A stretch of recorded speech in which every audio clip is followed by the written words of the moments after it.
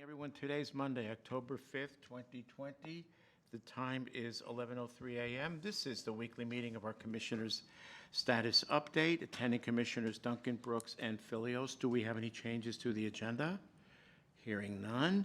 First item, Public Defense Commission rules. Leslie, go right ahead. Yes, so there are a bunch of rules that have been presented, and Ann and I are working on kind of a response.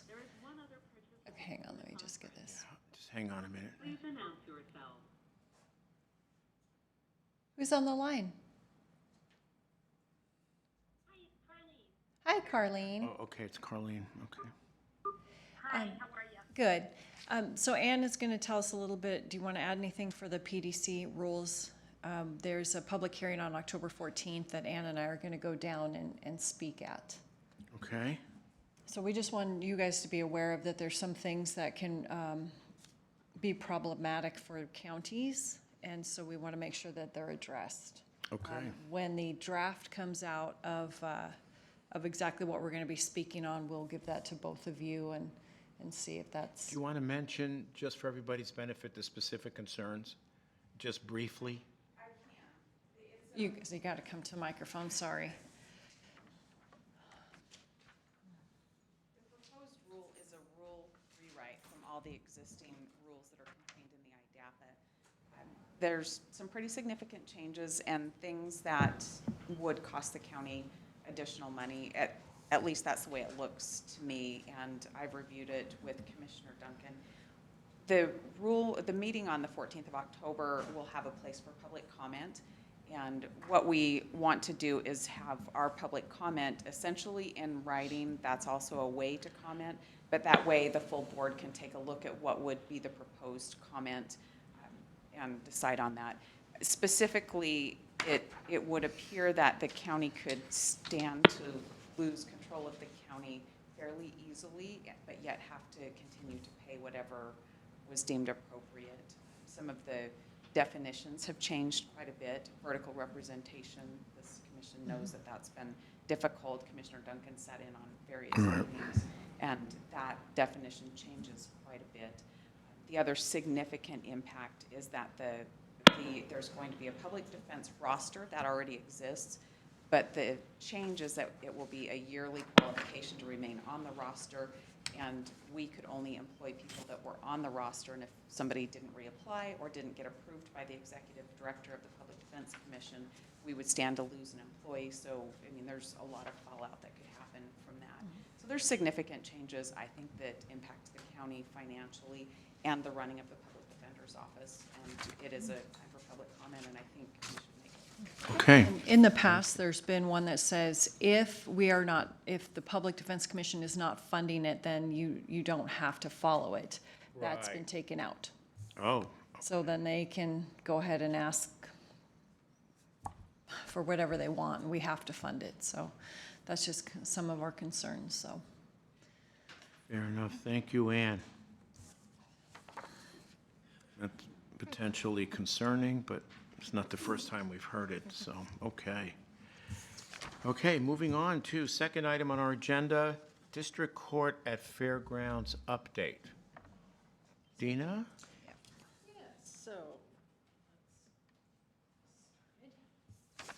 So in front of you is a quick analysis based on the best information we have. I know that there's still some talk about the fair and district court working out a contract for the fair being used to voir dire juries.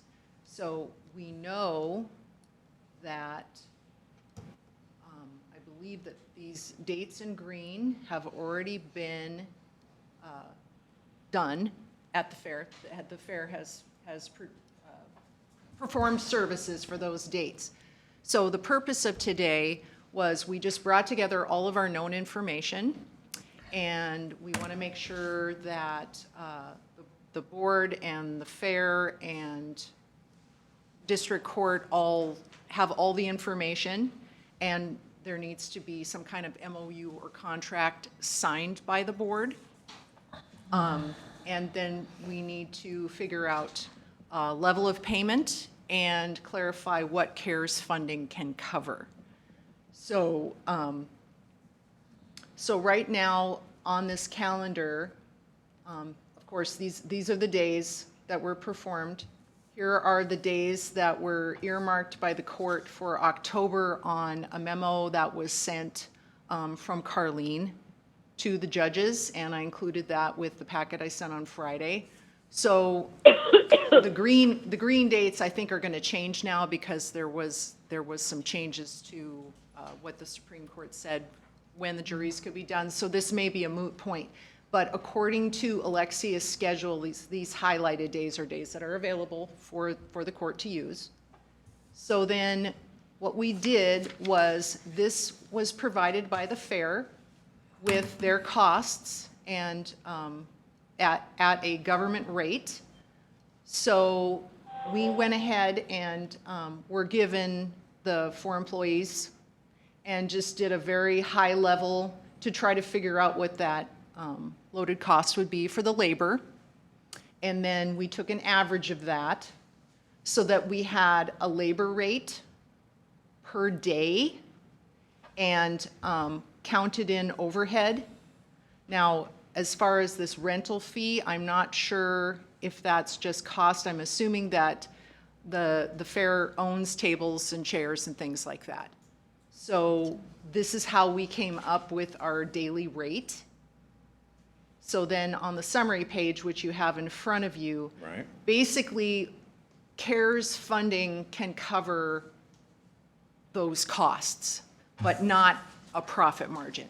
So what we tried to do was back into, okay, so here are the costs, and if we were to build in a profit margin at a daily rate for just these green days, then this is what would be due to the fair.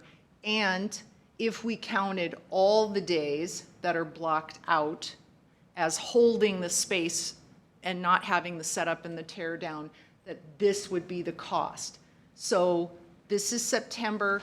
As we understand it, again, these are just estimates, but what we wanted to, as the COVID team, to communicate is CARES funding is only going to cover these green amounts. Any other costs will either need to be absorbed by the district court or by the board as payment to the fair for services, because CARES is not going to replace revenue. Okay.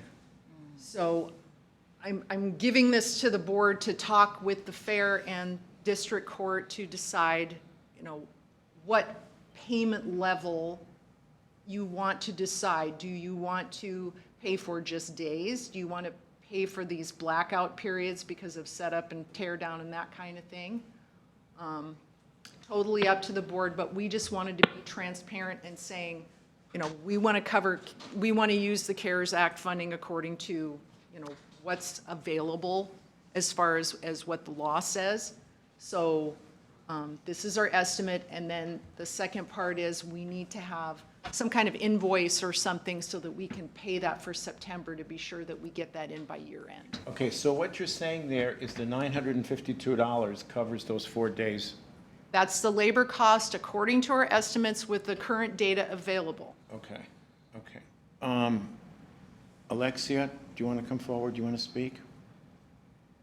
Well, Let Karlene speak if she would like to. Yeah, no, go ahead, Bill. Go ahead. yeah, you know, this is, it seems to me that the fair has been asked to help out here. And then handed back, oh, we only want this, and you eat the rest. And it sounds to me like that's like buying a donut and taking a bite out and saying, that's what I want. Here's your donut back. Now, the donut is not, you know, the venue is not much good for most things once you've taken out Sure. these spots. And I think the fair is due that money.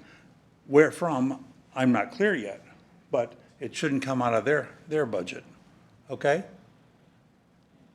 Yeah, Jerry, come on. Gary Johnson with North Idaho Fair. You know, we've been exploring this for some time. And Ada County is doing the very same thing. They're renting their fairgrounds to the Justice Department. They are wholly county. Their employees are county employees. Everything's county. They are getting reimbursed for CARES funding through the state of Idaho. We've talked to the controller with the state of Idaho, and he doesn't see any problem at all. But Dina and Jody, they don't even want to ask the question down there. They don't want, Even on the days that it's not actually being used? well, they're paying just like. I know, what but I mean, on the days that it's Yes. not being used, they're still getting, They anticipate they should get about $169,000 in CARES funding based on what's going on. Same thing we're trying to do here. The fallacy of this calendar is if we were, okay, we'll tear it down, we'll set it up, say that week of the 14th of September. It takes, if you haven't been out there, you need to stop by and look. It's 3 full buildings, pipe, drape, cages for the inmates, the whole works. Take us a good day of 3 people working 8 or 10 hours to tear it down. Takes that much time to set it back up. So gee, we'd have one day that week that we could rent out building 3. I mean, that's where we're at. I don't understand why Dina or Jody or whoever doesn't go to the state and ask the question that we've already asked the controller's office. And they don't see a problem at all why we can't get our full reimbursement for these 3 buildings for this period of time. Well, we don't normally go through the controller's office. We go to the CFAC committee. So in similar situations, right, but the CFAC committee decides what's reimbursable. And unlike Ada County is over 500,000 people, so they were dispersed a cash amount. We have to apply for reimbursement, and the way that we get reimbursed is through CFAC. So we get pre-authorization from CFAC, and it's very clear that they only want to cover costs, not a profit margin. They've been very clear about it. We can ask for the whole amount, but we're pretty darn sure that we're only going to get costs. is lost revenue considered a cost? No. It is not, and That's it's the problem. clearly stated. So I don't know what Ada's doing, but I know that they don't apply for reimbursement. They got a cash disbursement. We have to follow the rules to the letter because we have to spend the money and then we get reimbursed for it. So, I mean, we can ask for the whole amount, but if they deny it, then the county's on the hook. And whether district court pays for it or BOCC pays for it, it's taxpayer money. So that's why we just wanted to come forward and say, you know, this daily rate is for 12 hours of setup and 18 hours of tear down and cleaning for each day at the blended rate for these 4 positions. So that's how we came up with our estimate. So we just wanted to give you a high-level view of what could be due if CFAC does not reimburse the full amount. Okay. Jerry, did you want to Or Alexcia. Alexcia? Oh, Karlene? Karlene, go ahead. Hi, I'm sorry. Can I just add some Yes. further Yeah, information? go right ahead. So, thank you. First of all, yeah, I think it would be really helpful if we did apply for the reimbursement, but even if we don't get the reimbursement, I need a way to, support funding this project. I did want to let the board know that something else has occurred, and I know that you're very aware of the COVID rates, but even though we've met with Alexcia and the Fairgrounds have been so gracious in accommodating us, there's another piece to this puzzle. And so every Thursday night, about 8 o'clock at night, I get an email from the Supreme Court that tells me if I am permitted to go forward with jury selection and jury trials for the Friday, the following day, and then the next week. So that is a problem for everybody because 8 o'clock at night, I get this notification. There's absolutely no way that Alexcia is going to be able to break down all the stuff and rent it out to somebody on Friday, and then have it set up for some sort of function on Saturday and Sunday, rip it all down on Sunday and have it up again Monday or Tuesday. So it's just, when I'm looking at this, I know it's an expense, but there is no other place that I can locate in the county that will accommodate us. We tried NIC. I did reach out to a lot of private organizations. Had I had to go forward and rent out a shell of an office building, I would have had to pay for the time that we're not there. it would have been a leak till the end of March, which would have been a substantial cost. So, the knockdown and put up, I know that probably you've not been out there to look at it, but it's a substantial project. And I was shocked at how large it was when I first went out there. There's a staging area where we bring people in and check their temperatures, go through all the COVID questions, have all the chairs set up. Then we have, where the judge is sitting with the attorneys on the stage. Then we have holding cells in the building. We also have a secondary building set up for the prosecutor's office. It's huge. It's huge. And the state is contracted with a private IT provider that's been helping us with all the equipment and things like that to make sure everything's recorded and that portion's going smooth. And it has. So I just think that, obviously it would be great if we could get the reimbursement. But if we don't get the reimbursement, then I'm going to have to find another funding source, be it district court or some other fund. I don't want to go back to the Supreme Court and tell them that Kootenai County is not able to do jury trials. That's not going to sit well. We've torn apart the courtrooms to accommodate this so we can go back and do the jury trials there. But there's just no way under all these restrictions that we're going to be able to do these jury selections anywhere else. And just so you know, we have, and I know you probably know this, we do have two very big cases coming up, the Rambo case and the Eisenberg case, and that's going to require a facility that does have the ability to have, to seat a large amount of jurors at different times throughout the day. Currently, we have 4 of our district judges selecting juries out of there, with a 5th one coming on. We're also having retired judges coming back in an attempt to try to catch up with the backlog. We're getting backlogged because of COVID with criminal trials, but come January, I have to move forward with civil trials. So, just my best guesstimate, this is going to be something that's going to be kind of standard operating procedures for a while. I just don't know. I found it very humbling when I went out there and I realized that there were 2 to 4 people setting all this stuff up. It was shocking to me that they got it done when they needed to get done. So the ripping down and setting up is just, wow, a huge project. Okay, fair enough. Let's try to move on here. So let's get down to what's the bottom line issue here? That the request that would go into CFAC would constitute revenue replacement, and that's not permissible? Is that the bottom Right. line? So the board, number one, the board needs to work with district court and the fair to hammer out some kind of a signed agreement, so we have that for our auditors, so we have a rate that you're gonna pay.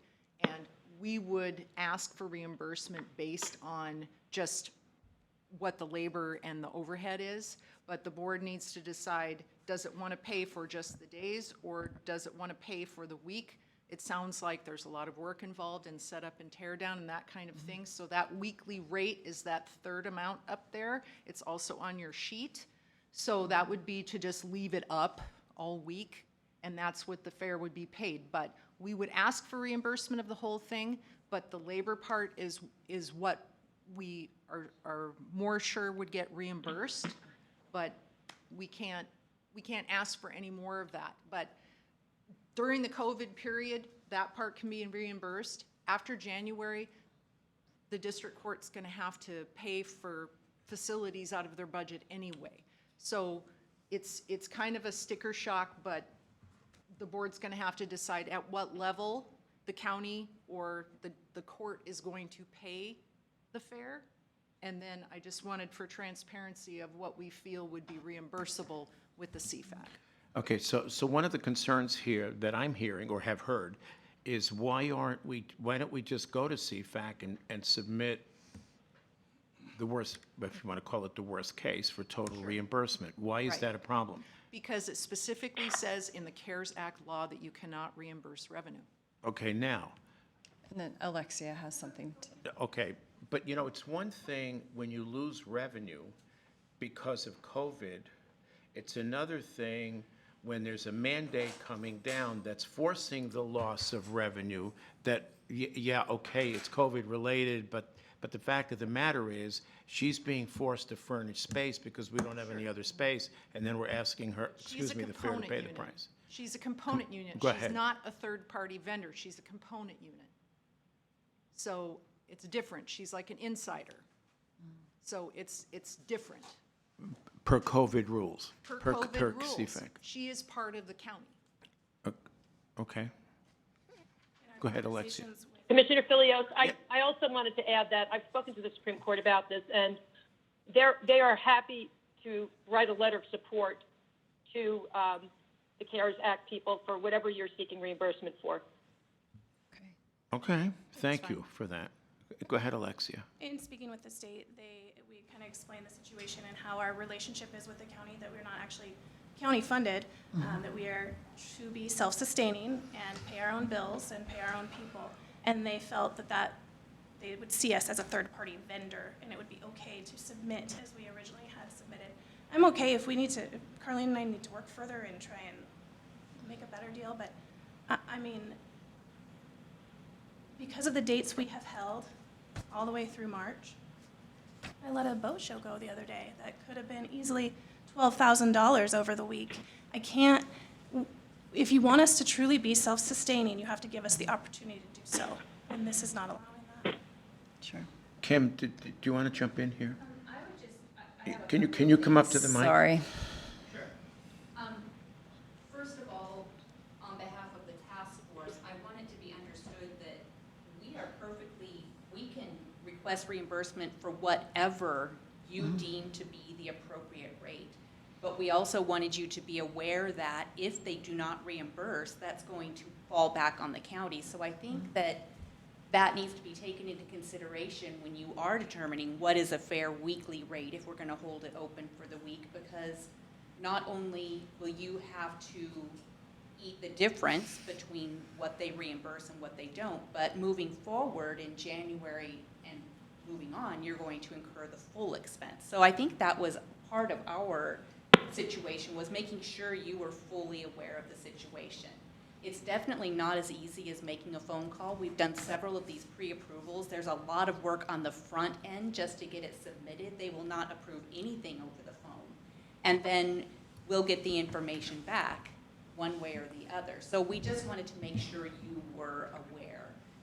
One of the other things that I think is a problem here, and then also something that might need to be looked at, moving forward, is we were under the understanding that the fairgrounds could be used for an emergency basis. I think we want to be fair. We want to make sure that we cover their expenses, and part of what we were saying is we might have a better chance of being reimbursed if we submit it as actual expenses. We use this many man-hours to set up, to take down, rather than a building rental rate of $500. So what we've been seeing when we do participate in those pre-approval meetings is that if it's an actual expense, you document the actual expense, the chance of having that reimbursed is much higher. And so that was one of the things. We're also already treating them as a component unit, requesting reimbursement on their behalf for the virtual 4-H. So it's kind of a conflict. Are we treating them as a vendor or a component unit? We're requesting reimbursement two ways, and I'm worried that they may see that as a red flag. So these are all the things that we spend a lot of time looking at these. We're not trying to say we don't want to pay the fare. Our job is to look out for the board and for the taxpayers that, we don't want to submit something that we know, based on the guidance, is not going to be reimbursed. So we just want you to be fully aware. So if I heard you correctly, if we submit for something and the reimbursement is, or some level of the reimbursement is denied, we have to make that up? Yes. Simply because we submitted and asked the question? No, you're because we're incurring the agreeing. expense We're Incurring using the it. expense. via the contract. And so whatever the difference is, the variance there is going to be, they'll say, okay, we're going to reimburse these, but we're not going to reimburse those open days that you didn't actually use it. Then you, based on the contract, are going to be paying the difference. And in January, the full weight of this thing comes down on us with no reimbursement. Exactly. Okay, And so then part two of what, I'm sorry, Karlene, go ahead. No, I'm sorry. I'm Okay. good. So part two of what you said, Kim, was to submit actual. That's why we were asking for their approximate rates and that was what Dina showed you here. This is, and if these numbers need to be adjusted, Alexcia, we could certainly do that, but this is, we use, I believe, the county load rate. We're not sure what theirs is. Yeah, we just use this year's load rate for medical and benefits, just to get a high level, just a conservative estimate of what the average rate would be. So the average loaded rate for all 4 of these employees is $25.50, 12 hours to set up, 18 hours to pull down, so $765 per day. And then we left in these 2 items as overhead, as well as the table. You know, I wasn't sure if the table linens need to be laundered or what, you know. I'm assuming that some of this is labor involved, that the chairs and the tables are already owned. The property obviously is already owned. So just trying to peel off the expense, so. See, if it's Alexcia. here for September and October, is also a November and December, same problem? Yep, we didn't have dates yet from the district court. But they'll be similar, we could probably count on that. Similar kind of thing, yes. Yeah. We do own tables, chairs, linens, wipe, drape. When it's utilized by them, I cannot rent it anywhere else. Right. There's costs of laundering, there's, Right, but Yeah. you don't have to buy chairs every time, is what I'm saying. So it's not an immediate expense. So, I mean, that's kind of where we were. Right, but she can't, if there's another building, she can't use those chairs twice. You know, but what I'm saying is that CFAC is gonna say, well, you own the tables, you own the chairs. We're not going to reimburse that part. I'm just trying to look at it from a CFAC point of view. That's all. Right. I think she's trying to say that she may need to rent chairs for another rental. Okay. So then maybe we could put the chairs in there that we're Okay. renting for this, and then they can use their existing chairs for other locations. Sure. Alexia, come on up. I think as we hammer out, sorry, I don't mean to, I'm also saying that we didn't ask for anybody to use this space. We have contracts in place. We have played the game to move other people around and make it work so we can accommodate them. Obviously, I could make more money by renting it to someone else. But we want to be a good partner. We want to help. I don't see, Are you saying that if they were not a component unit, that if they weren't independent, that they were actually part of the county, we wouldn't be fighting this battle? If they were a third-party vendor, it wouldn't be a problem, but because we reimburse the 4-H, they're considered an insider. Oh, okay. So, I mean, we've talked to Greyhound Park can do this too. So, I mean, if you feel like you can make more money as a third-party vendor to someone else who isn't the county, we can call the Greyhound Park. Karlene's already done all that. She's already tried to be in other We places. called the Greyhound Park and. I already tried those. They're, you know, they're not able to accommodate me. I've been through about 15 to 20 places. The Fairgrounds was the last I checked with because I didn't have any other options. So I've been through so many Go ahead. buildings and entities in Kootenai County. It's very difficult for people to want to rent to you when you're bringing in individuals in jumpsuits and shackles. Sure. They don't care for that. I would say just And try again, to, the places that I did contact, we would have had to have a rental contract with them until the end of March, which was quite expensive, right. regardless if we use the building or not. If the 4-H Go ahead. piece is a concern, I can find sponsorship for that. I can figure out a way to make that work for us and not burden you guys with that. Has that been submitted already to CFAC? Okay, so I can mean, we consider $13,000 that? versus this is a big deal to us when we're already operating in the red this year. Either, sorry, I want to work with Karlene, either they can't have these dates that they've asked for. Right. Somehow, you've got to give me an opportunity to try and be self-sustaining, and this year's a struggle. Sure. Yeah.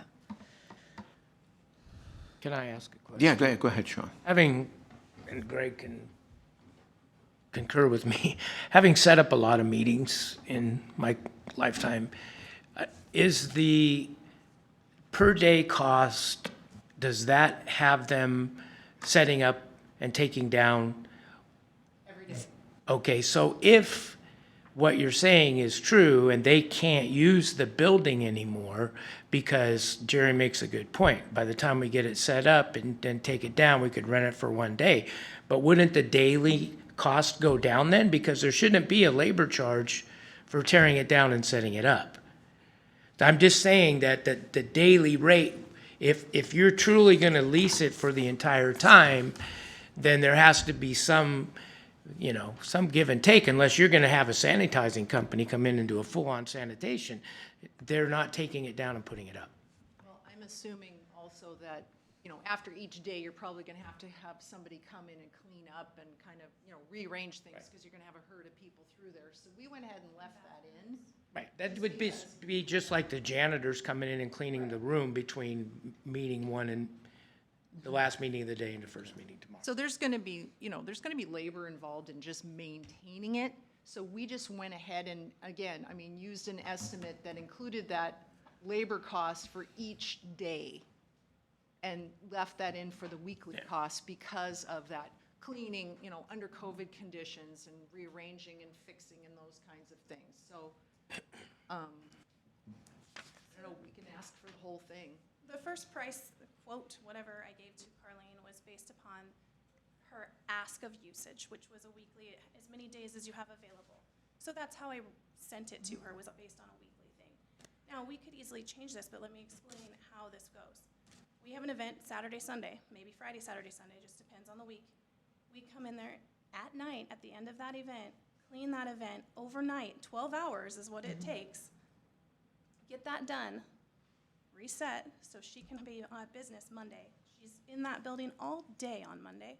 And then come Wednesday, unless you want me to bring them in overnight again, and now we're talking about overtime charges and a ridiculous thing. Okay, so Tuesday, we'd tear it back down, we'd have it available Wednesday to rent. Nobody rents a building on Wednesday, but that's fine. I can kill Wednesday. That seems fair to me. But then she's back in on Friday, so we turn around, we put it all back up on Thursday, and then Friday she has stuff. I have to have my crew come in Friday night to overnight it for the Saturday morning events. Now you just know. Sure. Is it possible to move the days so you're not always doing it on Friday? You have to do it on Friday? Because I was gonna say, if you could do it on Monday and Wednesdays instead of Fridays, then Thursday it would be taken down, and then she could use the facility on, like buildings 1, 2, and Karlene, 3 there's a on Friday. purpose to, The way the juries are chosen, we can't do that. We don't do Typically, juries judges here pick on their Friday. juries on That's why I asked. Fridays, and they Yeah, start they their don't. trials on Mondays. yeah. We're already moved some jury selections to Mondays just to give the other judges an opportunity to pick on Friday. We're picking three to four juries a week, trying to stay ahead. Yeah. And there are some Tuesdays we are picking because things were not, available. But when I get into Eisenberg and Rambo, it's going to be multi-days. But yeah, typically they do their pre-trials in there, and then they pick on a Friday or a Monday because they need those 4 days to finish the trial up. Okay. We So, do have a couple that are going trials of 2-3 weeks, but typically they, finish them up in 4 days. okay, so where does that leave us? So I think that if, Karlene, Alexcia want to meet one more time, make sure that we have a good solid number to present to CFAC. I think we do the whole thing to CFAC, and then talk about if it will be beneficial to take the 4-H out of it. So, So do you want to be involved in what a reasonable rate is? Since, it should be an agreement that comes before the board. sure. So I think that you need to be part of it. I think that was from Dina's standpoint and auditor staff. That's one of the big unknowns for us is what you agree is a fair rate. Yeah, and we're gonna need Sure. a bill for September ASAP. It seems So to we need a me, signed agreement and there's a even bill a so more we can pay it. fundamental question here. Are these people part of the county or are they a vendor? Well, if you're gonna treat them as a third-party Well, vendor, That's, then that's sure. what we have to decide. Yeah. And then everything else flows from that. right.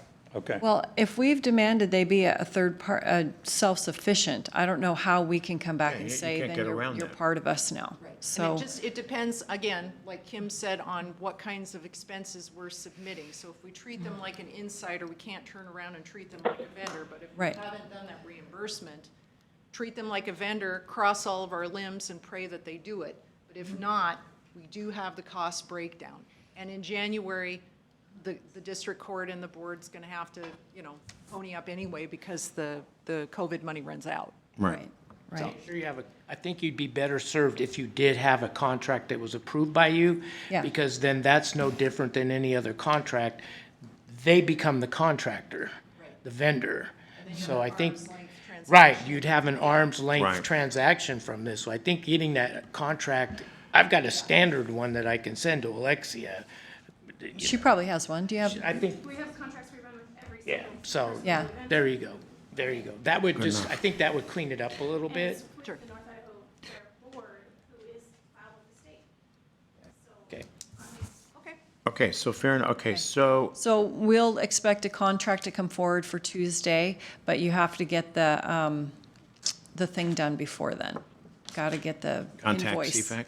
Invoice for September. No. No, as no, in no, a no, week. next week. Okay. Yeah. Next Okay, week, but we're, yeah. we're gonna run out of time, so we might want to do something in the interim so that we can pay on time. Right, so that's an invoice, right? Right. So we'll need it.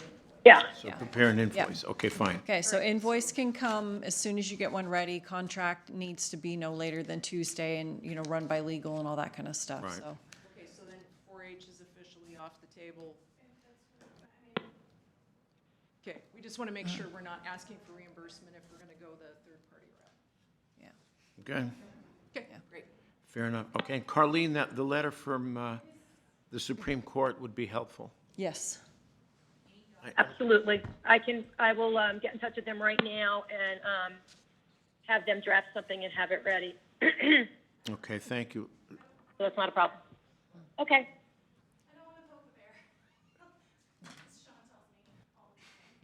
Poke the bear. But come on up. As far as the 4-H thing goes, again, I'm willing to forego that. I'm willing to find sponsorship. But it is state statute that says the county will hold an annual fair. So I just. Fair enough. Got it. Right. Right. Yes, we do. 120 for Linda, 21. did you want to speak? You're okay? Okay, so let's move on then. We okay? We have a little Got action. item. direction. Okay, thanks, Dina. Thank you, Kim. Item number 3, Attorney Center request for qualification scoring review. Is this going to be Shawn? Yep. Yes, I'll go ahead and take this. So last week, we got in our packets, there were 4 firms that submitted. LCA out of Boise was one of them, Architects West here in town, ALSC, and Integris. So I gave you guys all the packets, and then I gave you a copy of the RFQ, and I gave you a copy of the scoring sheet. So in looking at the calendar, it looks like October 21st at 1 o'clock is open, and you're all here. So I was thinking it'd be good if we could get these scored by then. It's only 4 packets, and then we can meet. So just a couple things really on the scoring, and I'll make it brief. Really on the RFQ, the only things that you're looking at for scoring purposes is 8 and 9. Those criteria match across the top, the weight of each one of those. And that's basically what you're looking for as you score them. Then, score them out how you feel that they rate per each, drop it in the total points, and then once you're comfortable, you don't have to put your name on it, but we will give these to Terry to scan them in as part of the project. And once you're comfortable with your list, then score your sheet 1, 2, 3, and 4. And then what we'll do is we'll get together on the 21st, and we're not gonna go through the packets, we're not gonna go through the individual scoring sheets, we're just going to say, okay, Chris, who is 1, 2, 3, and 4 for you, Leslie, who is 1, 2, 3, and 4 for you, and the total points, and then at that point, we're gonna come up with the top 2. And then you can decide if you want to bring them in for an interview. I would suggest that at least number 1 comes in for an interview. But we can, once we get to that point, then we'll move forward. Yeah, this is very similar to the process we undertook when we chose Alliant for our consultant for Right, the it's healthcare. it's the same Same thing. thing. It's the same thing that we've done with jail expansion and several other things. So. Makes sense. If you have questions on it, just give me a call. The packets, they're pretty self-explanatory. I already looked at mine. I haven't scored anything yet. I read them once, now I'll go back. And it helps if you read it. Don't worry about the other stuff that's in here. That's between me, myself and legal. Like, for instance, do they have a discrimination?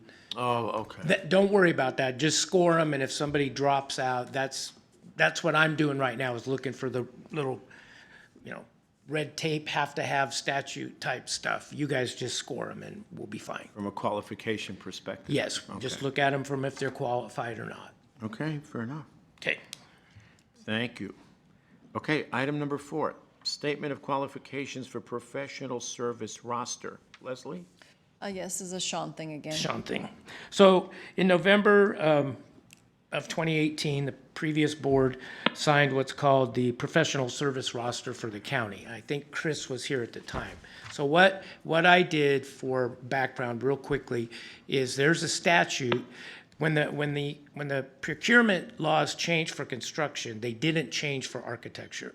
So anything over $25,000 has to be an RFQ for architecture and engineering.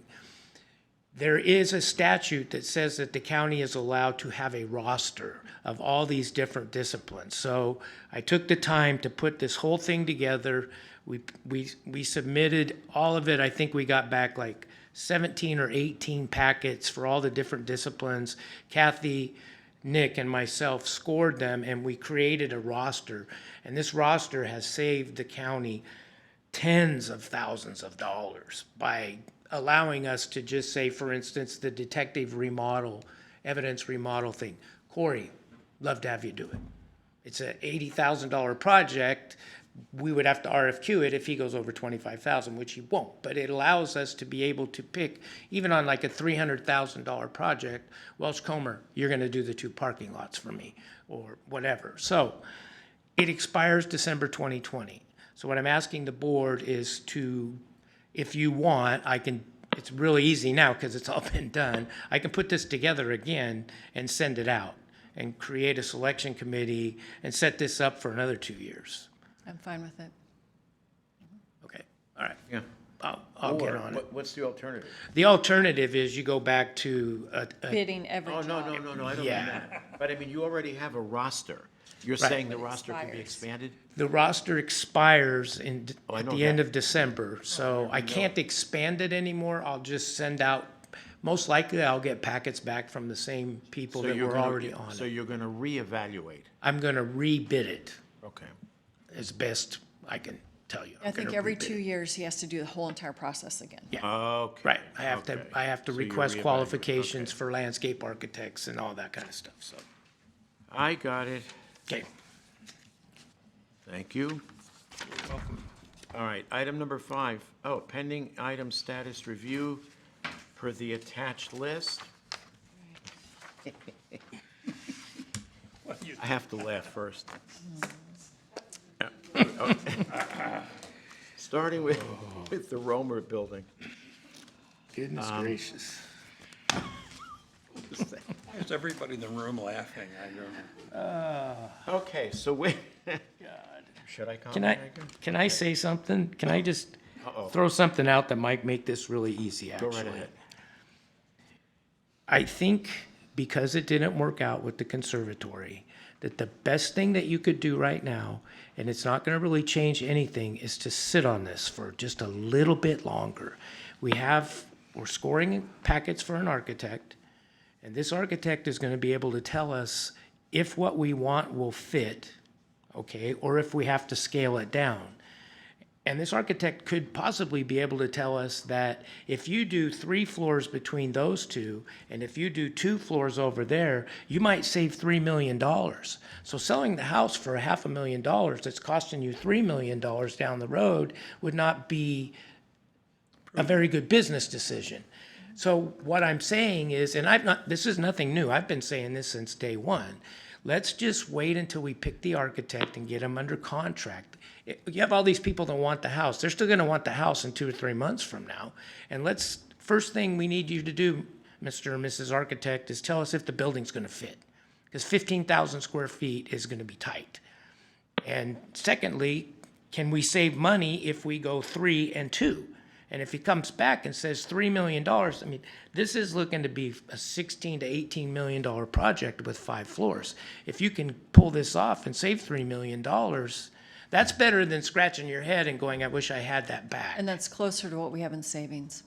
Yes, and that would be, within 3 years, you would be able to pay for that yourself. Right. The $500,000 isn't gonna do you any good on a $17 million project. But if it's gonna save you 3 down the road, then just save the money. You don't have to do anything with it. I'm not saying to tear it down, I got that feeling in my gut that we need to talk to the architect, because what one person says and what another person says that is getting paid to do that are 2 totally different things. 2 totally different things. And I've talked to somebody who's was a CMGC for the county that does this type of stuff, buildings for a living, and he's like, I don't think you can put what you want there. Put what we want where? Between the 2 buildings. He goes, I don't think you can get that big a building in that space. In between the 2 buildings. Yes, and that means that you're not gonna get the space you want. So if you're not, so let's just say we have to go from 15,000 to 10,000 square feet of floor. That's 2 more floors and a shell to get where you want it to be. So now you're pushing 7. You don't wanna be that high up. Now you're talking cranes and, so there's a big difference between 3 and 7. And you can go 3 and 2 over there. I'm just saying, that's just my thoughts. Can we do a core sample after there's snow on the ground? You can do a core sample anytime you want, until the ground's See, really I frozen. understand the argument. The argument goes beyond that, though. Because what we have right now, okay, so we have a rejected bid, but we have somebody else who just made a bid last week. Basically, for the conservatory, this is gonna be a cash deal. And I've gone back and forth with Pat regarding the statute. Can we just go ahead and close it within the next 2 days, or do we have to proceed with a 10-day notice? I don't know that we want to have the general discussion in terms of what you're alluding. I understand what you're trying to say. I think there are issues beyond the actual construction. You've got the neighborhood, you've got concerns from the citizens. Remember, we started down this path early on because we were going to build on that location, and there was some resistance. The resistance wasn't simply because they wanted a conservatory, because that kind of came later. I think what they don't want to see a commercial building there, period, county or otherwise. I understand And I that. understand the thing with the architects, but I also realize that, well, there was another option, there still is another option, but unfortunately, it's not, it doesn't allow us to occupy soon enough. That's part of the problem. But anyway, I understand what you're saying. I know, Got it, we got it. okay. I get it. Okay. And it's a valid I understand, I get it. What's the sense, that we don't have enough space there? That's possible. It's possible. Well, It's how gonna- much space do we have at Romer? There's not a heck of a lot we can do there. You got 1/3 of an acre We got in 1/3 of Romer, an plus acre. you can take a little bit of your parking lot. And I think that's what the That was idea the was plan in the all first along. place, was to take some of the parking We were lot. gonna take some of that parking on the north end of it and use that as the building. That was the plan originally. You can get a pretty good sized building, and I think you could do it in such a way that it would blend in nicely with the neighborhood. That's not, it's outside fluff. Outside fluff is a lot cheaper than inside fluff. But you are dealing with 2 distinct construction projects. Right. 2 But they don't sets have of to happen at foundations, the same et cetera. time No, either. I understand that, okay. Right. You could do one and then do the other, and you could bid them as one, and then upon completion of this one, then we'll do that one. You don't want to do them both at the same time. This whole campus would be in chaos. So, I mean, it's your yeah, call. I'm absolutely. just telling Okay. you that that's an option point. that's on the table. Okay, moving on. So anyway, we have an opinion from Pat. The opinion, he's still more comfortable with going the 10 days, but when he quoted the statute, if you read the statute leaves it open, so I think it's gonna come down to a business decision. If we decide to proceed, I don't think there's necessarily a problem in wrapping this up within the next 2 to 3 days, if we decide to go that route. So that's just my opinion. But Leslie, thoughts? It's on the business meeting for tomorrow. Okay, fair enough. Citizen Advisory Committee, Bill, you wanted to, go Yeah, I ahead. want to put that off. There's a lot coming up in October, and it won't hurt anything to put it off till November. Okay. Fire station at the Fairgrounds, I communicated with Dave Ferguson. He did review the contract and sent it back to Kootenai Fire and Rescue, so it's in their hands for review. Okay. University of Extension, new home, Leslie? Yes, we are going to be signing the lease soon. So it's all done, it's in their hands, and October 12th, their signer will be back at work and able to sign that, and then we'll put it on a business meeting, and that chapter will be closed, at least for a year, until we can find them another home by the end of that second year. Okay. And that's the, would that be next week's business meeting? No, because October 12th is when they're going to sign it. Oh, okay, got it. And next Monday's the 9th, okay, fine. Okay, facilities expansion. You kind of commented already on that, We just need to score the packets. okay? Yep. PAC airport lease, Yep, we have a meeting this week to see if we can come to an agreement. okay?